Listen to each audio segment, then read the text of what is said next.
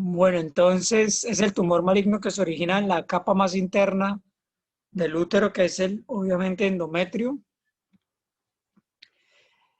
Para hablar de algunos datos importantes, es la segunda neoplasia ginecológica más frecuente después de cáncer de cuello uterino en países eh, desarrollados, que es hasta 6 veces mayor su incidencia. En países en vía de desarrollo y subdesarrollados, pues está después del cervix y después del ovario, el carcinoma de endometrio. La edad o el pico de presentación es a los 61 años. Acá al lado les muestro una distribución de la incidencia por grupo etario. Entonces ustedes se dan cuenta que después de la menopausia, entre los 55 y 74 años es donde se encuentra la mayoría de los cánceres de endometrio, siendo pues un factor de riesgo la edad. Y edades más tempranas es la incidencia muy baja y eso pues, ha ido aumentando a medida que pasa el tiempo porque van aumentando los factores de riesgo que vamos a hablar más adelante para esta enfermedad. En Colombia, estos son datos de Globocan, eh, produjo más o menos 1.500 casos de cáncer de endometrio y se murieron 357 en el año 2017. Esos son datos o información de Colombia.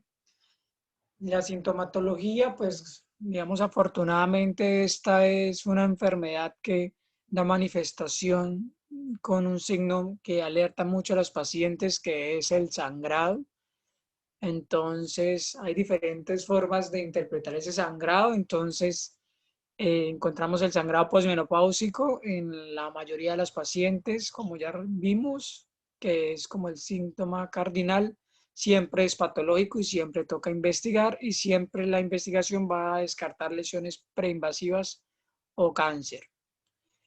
Cualquier tipo de sangrado anormal en las mujeres en edad reproductiva, entonces, pues ustedes ya saben cómo tiene que usualmente ser un sangrado hasta 8 días, que no altere la calidad de vida, que sea cíclico entre 21 y 35 días, pero lo más importante es cualquier tipo de sangrado por el cual consulte una paciente.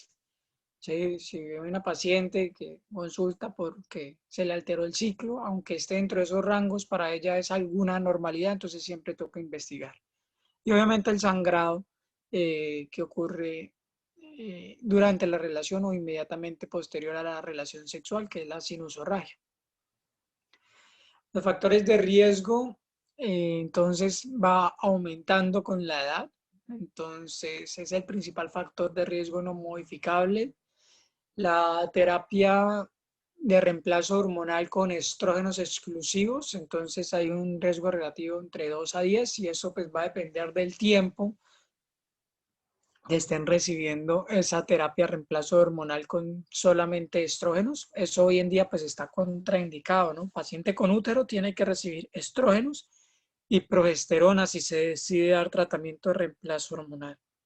Una menarquia, perdón, el uso de tamoxifeno, que es un medicamento ampliamente usado para el manejo de cáncer más frecuente en las mujeres, que es el cáncer de mama. También lo usamos ocasionalmente en los pacientes con cáncer de ovario, pero pues esas pacientes usualmente están histerectomizadas, entonces no tienen ningún problema sobre el cuerpo uterino. Una menarquia temprana, digamos, siempre lo decimos porque son más tiempo de exposición a la función ovárica, pero pues no se ha encontrado una asociación directa. Una menopausia tardía, si la logra identificar riesgo relativo de 2 mayor de 55 años. La nuliparidad, un síndrome ovario poliquístico o una anovulación crónica, que es realmente el problema, que es una época estrogénica o una fase estrogénica permanente porque no hay ovulación. La obesidad, entonces hay estudios donde de acuerdo al grado de obesidad que tenga la paciente aumenta el factor de riesgo para cáncer de endometrio y por eso en países en desarrollo o desarrollados, perdón, ocupa el segundo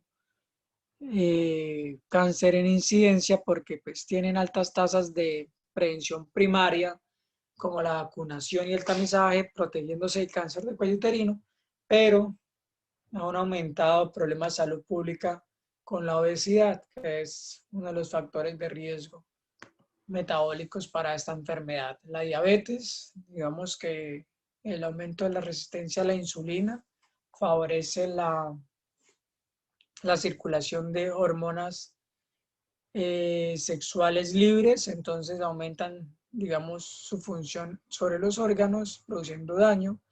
Cualquier tumor secretor de estrógenos, entonces hay algunos cánceres de la suprarrenales que son productores de hormonas sexuales o precursores de hormonas sexuales, entonces una vez se metabolizan aumentan su circulación, y también tumores de ovario, generalmente el estroma ovárico, que también son productores de hormonas y pueden tener una afección directa en el endometrio.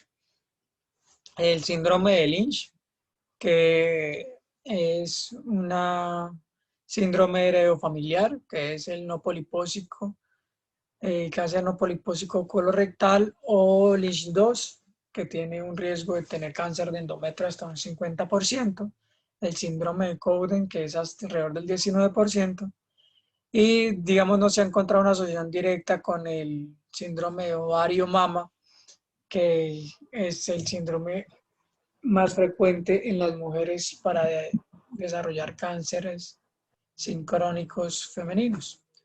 Entonces, estas son las mutaciones que se presentan usualmente en el síndrome de Lynch, que es el MLH1, el MSH2, MSH6 y PMS2, y esas son las frecuencias en que pueden producir cáncer de endometrio. Entonces, una vez se diagnostique el paciente, las pacientes deben ser tamizadas con ecografía y legrado o histeroscopio y legrado anualmente, o ser llevadas a una histerectomía una vez eh, cumplan su deseo de fertilidad. Las histologías, digamos que el endometrio obviamente es un tejido glandular, entonces todos los tipos histológicos usuales o frecuentes son los que tienen que ver con epitelios similares a los glandulares. Entonces está el endometrioide, que es el más frecuente, que tiene 4 variantes: la variante escamosa, la variante villoglandular, la variante secretora y la variante ciliada. Están los mucinosos, están los serosos, que ya son, digamos, más raros y más agresivos, están los de células claras, que también son raros y agresivos, están los mixtos. Los mixtos es cuando se presentan dos tipos histológicos. Están solo los que son escamosos, los que son parecidos al urotelio o a las células transicionales, los más raros que son los de células pequeñas, y los indiferenciados es cuando no, el patólogo no logra identificar. Y las lesiones precursoras generalmente son las hiperplasias atípicas.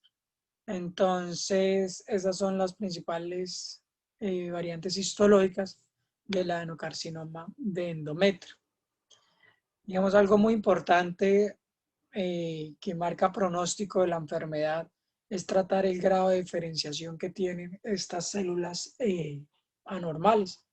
Entonces hay una definición o hay una graduación para evaluar si son bien diferenciados, moderadamente diferenciados o mal diferenciados. Y eso tiene que ver con el componente sólido o componente no escamoso de esas células malignas. Entonces, entre más sólido sea el tumor, o sea, menos se parezca al endometrio, más malo es el tumor. Entonces, eso es básicamente lo que tratan de definir en esto. Y va a cambiar un poco, como ya les dije, en el pronóstico, y nos va a orientar un poquito en el tratamiento. Entonces, los bien diferenciados son los que más se parecen al endometrio, entonces no tienen tanto tejido celular. Los grado 2 o moderados son entre el 6 y el 50% del componente sólido que ve el patólogo en esa placa. Y los grado 3 es cuando tienen más del 50% del patrón sólido, entonces somos los mal diferenciados. Ahí también se pueden ver, digamos, estructuras serosas o estructuras papilares o estructuras de células claras, y el más malo de todos, que es el carcinosarcoma, que son, digamos, tumores mixtos mullerianos, donde también hay un componente sarcomatoso asociado al componente epitelial, que el componente sarcomatoso en malignidad siempre va a ser mucho más agresivo. Digamos que, ¿qué pasa en la mayoría de los casos? ¿Listo? Y es en los que nos toca concentrarnos, que son los endometrioides, es que ocurre la menopausia, pero hay una producción mantenida o sostenida de la androstenediona, que son hormonas precursoras de las hormonas sexuales. Hay una conversión a estrógenos de baja potencia a nivel periférico en el adipocito secundario a la aromatasa. Entonces, por eso la obesidad es un factor de riesgo. Entonces, eso hace que disminuyan las hormonas transportadoras de esas hormonas, o sea, no las logran ligar para inactivarlas, sino hay más hormonas libres circulando en el cuerpo y pues van a, digamos, a unirse a los receptores en todo el organismo, principalmente en el endometrio, que es donde responden, y obviamente también en la glándula mamaria, por eso también es un factor de riesgo para el cáncer de mama. Entonces hay una estimulación endometrial y esta estimulación endometrial, de acuerdo a la cronicidad, o sea, el tiempo de evolución que vaya pasando, pues puede transformarse en hiperplasias atípicas que finalmente van a llevar a un cáncer endometrial. Entonces eso es como la gran fisiopatología del cáncer de endometrio en su mayoría. Hay unas de los más raros que es más agresiva, que no tenemos muy claro qué está pasando, pero pues obviamente nos concentramos en esto. Hay dos tipos de cáncer de endometrio, digamos, dos fenotipos realmente. Hay dos comportamientos diferentes que se han logrado identificar. Entonces está el tipo 1, que es alrededor del 80%, que son los más frecuentes, son los endometrioides. La fisiopatología es la que les acabo de mencionar, es un aumento exagerado de los estrógenos independientemente de dónde venga. Entonces está toda la asociación de los factores de riesgo que les dije. Producen inicialmente hiperplasias y después cáncer. Tiene una edad de presentación alrededor de 61 años, que siempre va a ser posmenopáusica. Hay unas mutaciones genéticas, pero esporádicas, que se presenten durante la instauración de esta fisiopatología, que son mutaciones en el PT, en el KRAS y las beta-cateninas. Generalmente son de mejor pronóstico, siempre su manifestación va a ser el sangrado vaginal, y digamos tienen una muy buena supervivencia global a 5 años.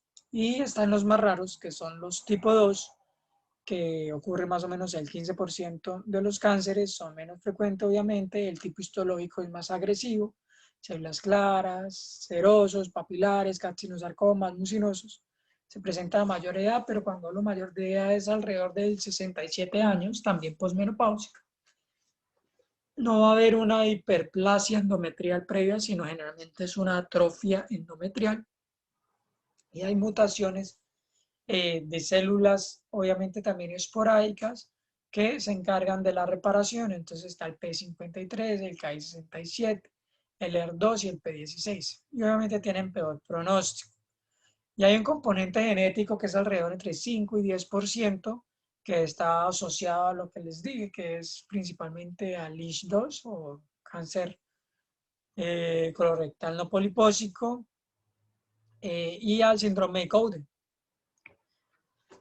Esas son algunas diferencias para tener en cuenta. Entonces, los tipo 1, que son los más frecuentes, siempre son generalmente por exposición exagerada a estrógenos, obviamente sin oposición que contrarreste esta función, son bien diferenciados, hasta moderadamente diferenciados, de tipo histológico endometrioide. Son de buen pronóstico porque se diagnostican en estadios tempranos, estadio 1 y estadio 2, tienen mejor pronóstico. Y esas son las características de las mutaciones. Generalmente estas pacientes obviamente son obesas. Y la contraparte, generalmente los tipo 2, es la parte, mejor dicho, casi son oposiciones a los tipo 1. Entonces son pacientes delgaditas, pacientes mayores, mal diferenciados, que aunque sangran, ya tienen una capacidad de infiltrar y tener un daño a distancia mayor. Entonces el diagnóstico en estadios avanzados 3 y 4, por eso el pronóstico es desfavorable.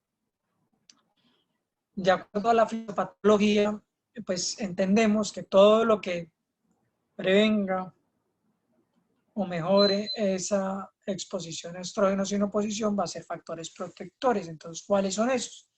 Entonces están los embarazos y obviamente los periodos de lactancia, porque son, digamos, fases progestacionales fisiológicos de la mujer durante su edad reproductiva. Entonces, a mayor embarazos y mayor episodio de lactancias, pues menor riesgo de cáncer de endometrio. Obviamente están los anticonceptivos orales combinados, digamos, porque hay una dosificación controlada de todos los ciclos hormonales de los pacientes. Entonces está la oposición de la progesterona y están los dispositivos intrauterinos liberadores de progesterona como mecanismos también o factores protectores. Entonces, este mecanismo de anticoncepción es un factor protector para el cáncer de endometrio, que usamos generalmente en las pacientes gorditas, con sangrados irregulares, que no pueden o tienen contraindicada terapia anticonceptivos orales por su daño estrogénico. Entonces alcanzamos a tener algo de protección endometrial. El diagnóstico, digamos, siempre va a ser fisiopatológico, o sea, siempre vamos a necesitar una muestra del endometrio que nos diga que es cáncer para instaurar todo el arsenal de tratamiento que tenemos para manejar a estas pacientes. Entonces, hay varias maneras de hacerlo. Antes usábamos el curetaje y legrado endometrial. Entonces, siempre, pues, para que no sea tan incómodo, lo hacemos en el quirófano, es lo que tenemos a la mano. Acá todavía es lo que seguimos usando, porque pues no tenemos muchas tecnologías para implementar las otras cosas. Entonces, siempre el legrado y el curetaje.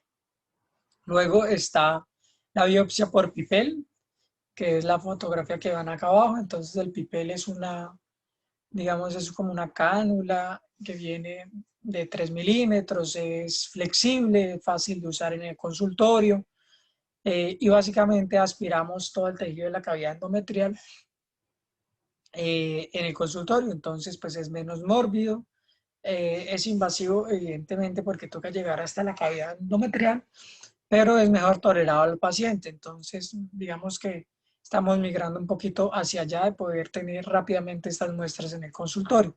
Obviamente, pues acá se incrementan un poquito los costos porque estas cánulas, pues, un poquito más costosa, pero en términos generales, pues se reducen los costos de un procedimiento quirúrgico. Entonces, es lo que no han podido entender bien las aseguradoras, pero bueno, los usamos en las pacientes que pueden acceder a este servicio fácilmente en el consultorio. Entonces somos más rápidos para solucionar el problema. Y el gold estándar definitivamente es la histeroscopia con biopsia dirigida. Entonces está introducir el histeroscopio, revisar toda la cavidad endometrial y tomar las muestras, evidentemente de donde veamos la normalidad. Digamos que cada vez hacemos más histeroscopias en consultorio, entonces es el gold estándar. Acá en Cúcuta, pues digamos que muy pocas no, ninguno tiene el estereoscopio en el consultorio y hace estereoscopio oficinal.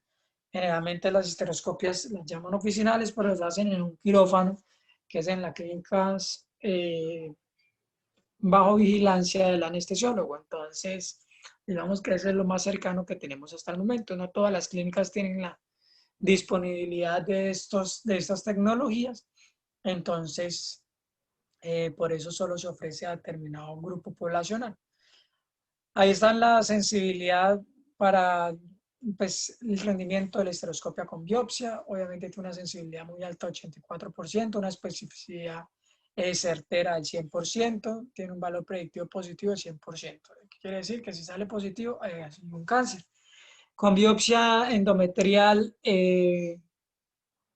por PIPEL en el consultorio, eh, obviamente tiene el rendimiento varía de acuerdo a la sintomatología, pero es muy alto cuando evidentemente sale positivo para cáncer. Cuando sale negativo, pues baja un poquito la sensibilidad porque es una biopsia ciega, ¿no? Realmente no estamos viendo dónde estamos tomando la muestra. Siempre que sangre una paciente tenemos que hacer mínimo una ecografía transvaginal, que es la que nos va a orientar a qué tipo de patología podría estar presentando el paciente. Obviamente siempre el examen físico, ¿no? La principal causa de sangrado es el cáncer de cervix, entonces siempre tenemos que ver que no esté una masa en el cuello uterino, como a veces nos pasa, ¿no? Nos mandan a una paciente para que le hagamos un legrado porque tiene una sospecha de cáncer, uno le hace una especuloscopia y encuentra un cáncer de 8 centímetros en el cuello uterino, entonces pues ya problema resuelto para el diagnóstico.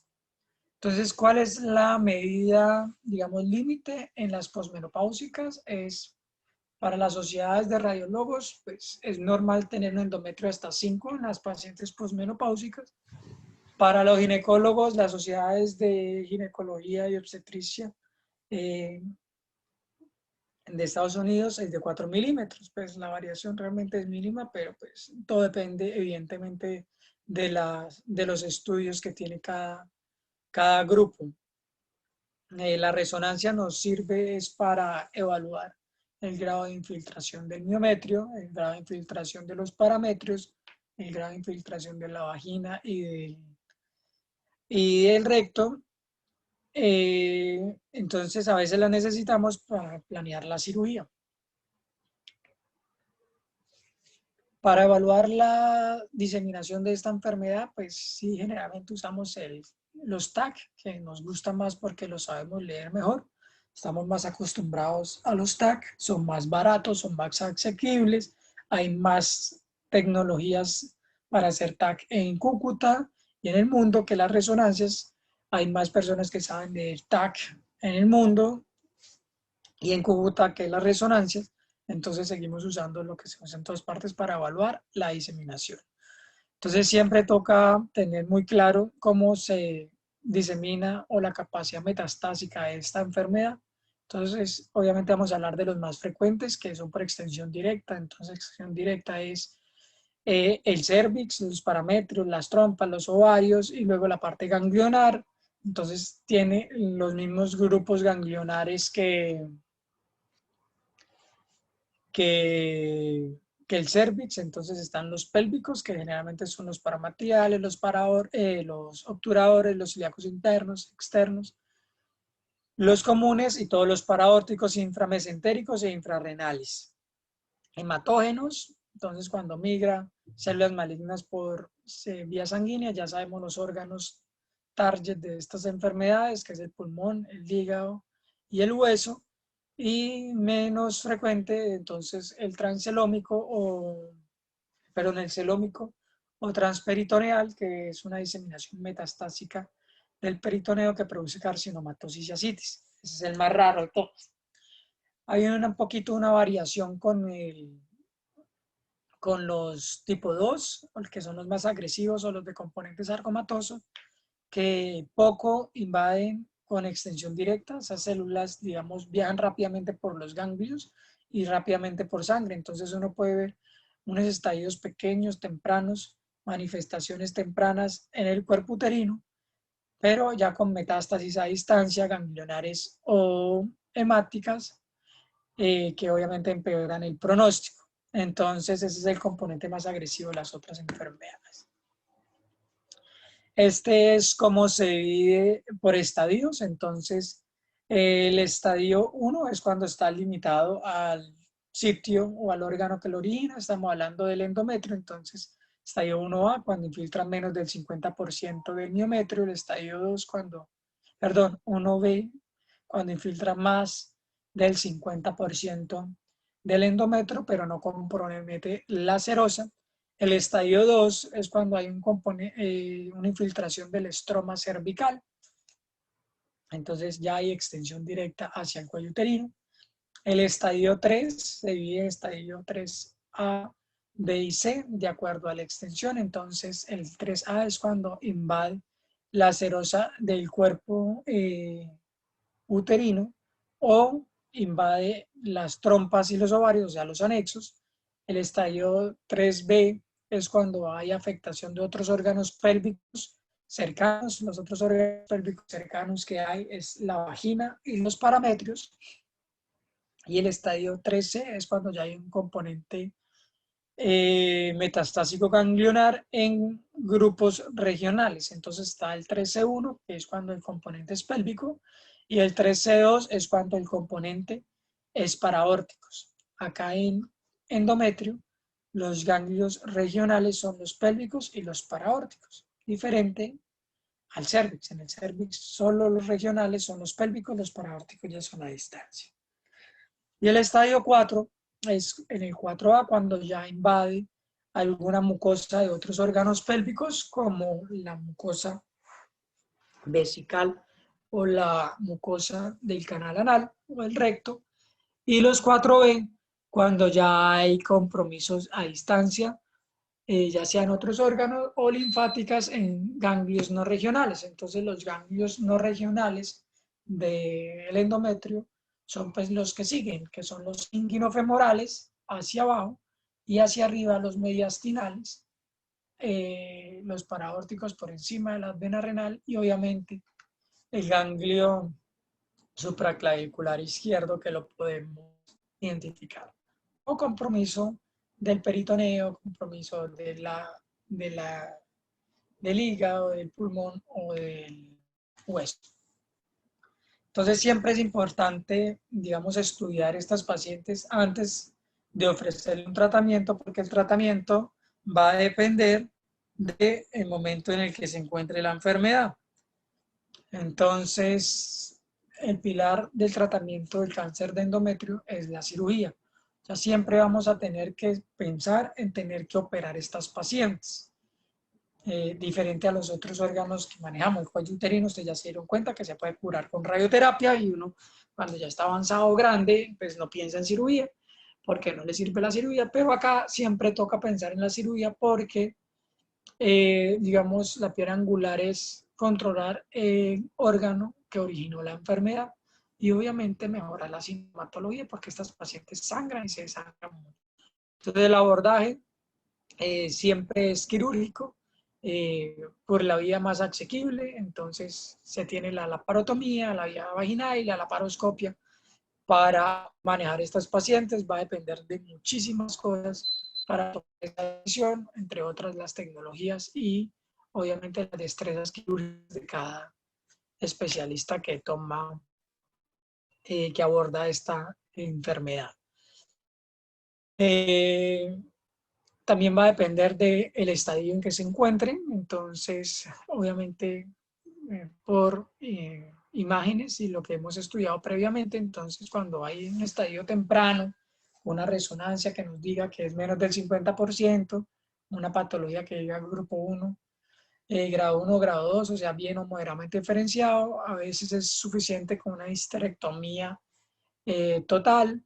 Cuando es mal diferenciado, pues tenemos que investigar el componente linfático. Estadio 2 ya estamos hablando de una histerectomía radical con componente linfático.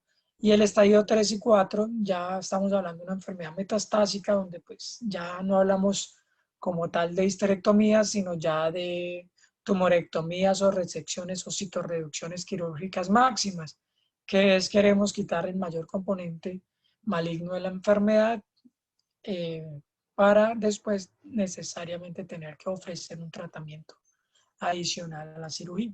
Pero el pronóstico de la enfermedad pues ya está dado. Digamos que las linfanectomías en cáncer de endometrio no afectan en absolutamente nada la supervivencia de estas pacientes, solamente nos van a ayudar para hacer estadificatorias. Entonces, toca hilar como muy fino a quien pacientes le vamos a realizar estos procedimientos y lo vamos a someter a esta morbilidad.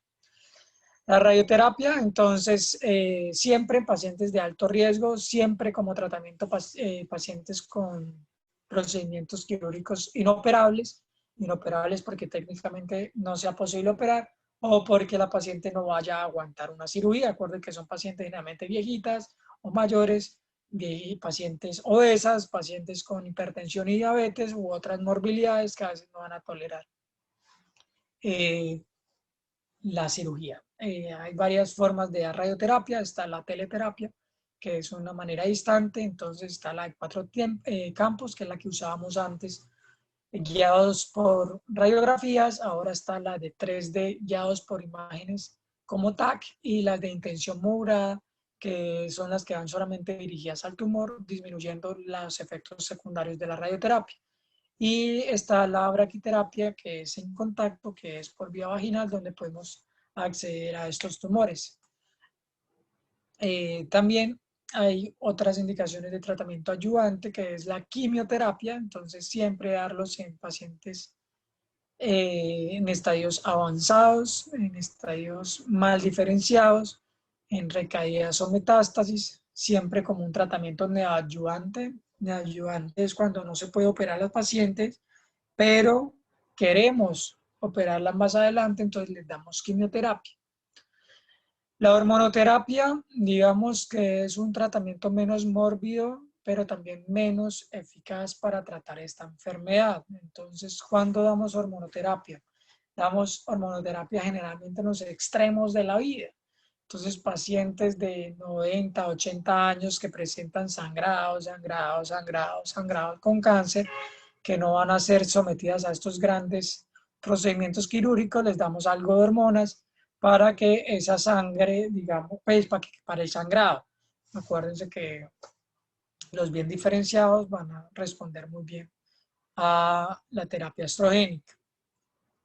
O lo otro, las pacientes con recaídas que se vuelven inoperables, entonces no tenemos ningún otro tratamiento para ofrecerles, no van a tolerar la quimioterapia, obviamente son inoperables, entonces la única opción de tratamiento es hormonas para tratar de conservar o la sintomatología, entonces son como con intención paliativa. Y los extremos de la vida, como las pacientes que se presentan en estadios muy tempranos y en edades jóvenes, entonces son las pacientes que quieren conservar la posibilidad de tratamiento hormonal. Obviamente tienen que ser muy bien escogidas esas pacientes. Básicamente tienen que ser pacientes que no sean infértiles, pues secundario a otras cosas, pacientes que de verdad quieran tener hijos, pacientes que obviamente se encuentren en edad reproductiva, pacientes que tengan adenocarcinomas de endometrio solo y exclusivamente grado 1, pacientes que tengan histeroscopia y resonancia que digan que no tienen afectación en miometrial. Entonces esas son las pacientes que pueden ser llevadas a tratamiento hormonal exclusivamente. Esta es la supervivencia de las pacientes a 5 años, de acuerdo al estadio. Evidentemente tiene mortalidad desde el estadio temprano, y a medida que va aumentando el estadio, pues va empeorando el pronóstico de esta enfermedad. Estas pacientes generalmente las diagnosticamos en estadios 1 y estadios 2, o sea, con una supervivencia a 5 años bastante buena. Y eso gracias a la manifestación temprana. Algo que está muy debatido es cómo tenemos que seguir estas pacientes. Entonces, digamos que los consensos no se han puesto de acuerdo. Lo que sabemos es que tiene que ser más frecuente en los primeros 2 a 3 años porque es donde mayor tasa de recaídas presentan las pacientes. Entonces, siempre cada 3 o 4 meses, luego posteriormente cada 6 meses y después de 5 años, digamos, anualmente. Siempre con historia clínica y examen físico completo. Y lo que siempre ha estado en duda es usar citologías, usar radiografías, usar ecografías, resonancias o PET y el CA125 como una proteína que vigila el componente peritoneal de esta enfermedad. Sirve exclusivamente si ha estado elevado.